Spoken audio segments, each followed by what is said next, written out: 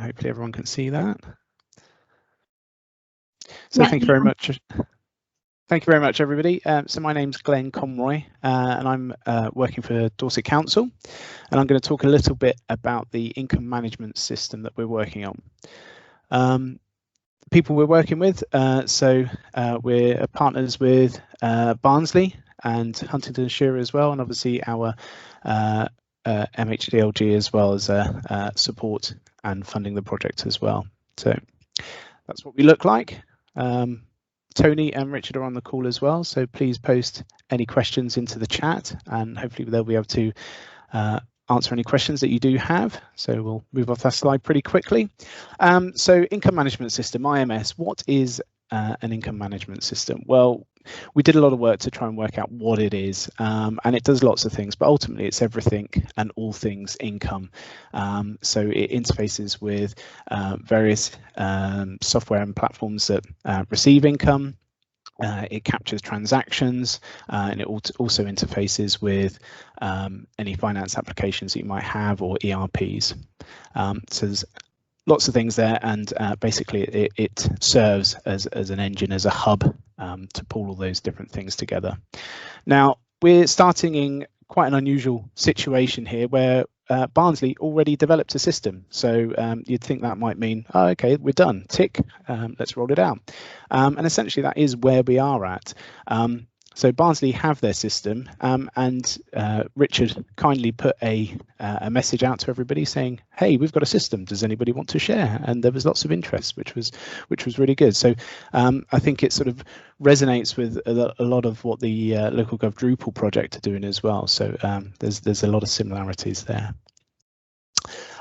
So we produced a vision, and our aim is to offer an IMS that provides value for money and is open by design.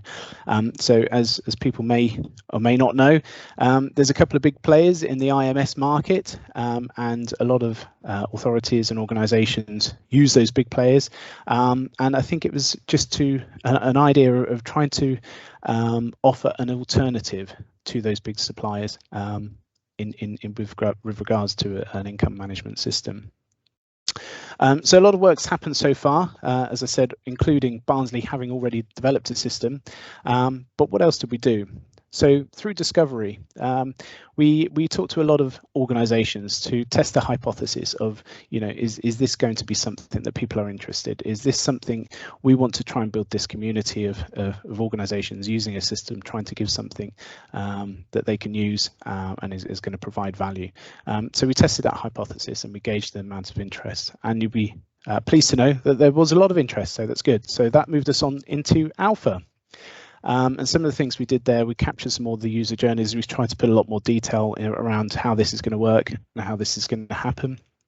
We developed an indicative reference architecture as well. And we also looked at some of the support models that could work with this. And this is quite a big thing in some of the things that we are talking about. So there's various different options that we have. As you can see, open source at one end of the spectrum, where basically we say, here's the code, off you go and enjoy. And at the other end, there's the option of a hosted and SaaS solution. So basically an authority could call upon a supplier to implement and manage that system on their behalf. We also looked at the various personas of different councils and organisations that may exist as well, and basically it stemmed along a spectrum of digital and IT capability, from people that are completely self-sufficient to other organisations that rely on others to support that for them.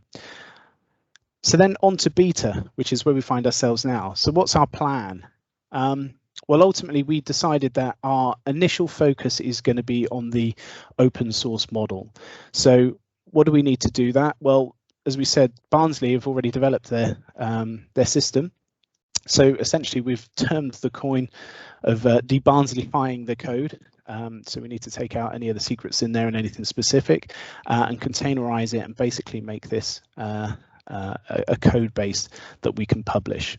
But then we need to start building the community. We need people to start actually picking this code up and start using it, implementing it with their systems, integrating with their current systems, with their finance systems, their ERPs, and start collecting the income and managing those transactions. So that's a lot of what we need to start doing. That's our objective right now.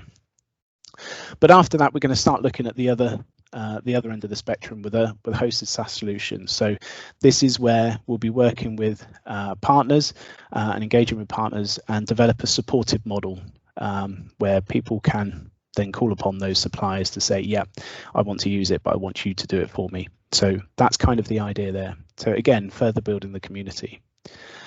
So we're talking about the community a lot, and I thought it might be useful just to try and visualize what we're talking about this community. So essentially right in the middle, you've got this code repository, and then that kind of split. So you've got that open source model that I've talked about where various organizations, councils may pick up that code repository and use it themselves. And then on the other side of that, you got the supported model where you got suppliers would pick that up. But the whole idea of the community, and this is very similar to the local gov Drupal project, as I said, and we will be picking their brains. So we'll watch out for the emails coming through. We're going to be picking your brains, where we're going to be working out how we can build that community and how we can make this work. So ultimately, yes, there's going to be feature requests, there's going to be changes that are needed, there's going to be legislative changes that are required. There's going to have to be that level of governance, again, similar to what Will was talking about with the Drupal project, and how that is then managed and how that then feeds through and further feeds the project and a product, sorry. So yeah, open model. We're concentrating on that side at the moment, and then later on we'll look at the supported model side. And for the personas that we feel that that would match, so the organisations, councils that would match that model would be more towards the self-sufficient side of that digital and IT capability. So those personas has in-house IT or outsourced technology delivery, but have that control over what they're able to do. So we're looking for you. Come talk to us. How can you? Well, there's our information there. Local Gov IMS, the website there, localgovims.digital, and you can email us at hello@localgovims.digital. So thank you very much. Hopefully that was useful. That's me.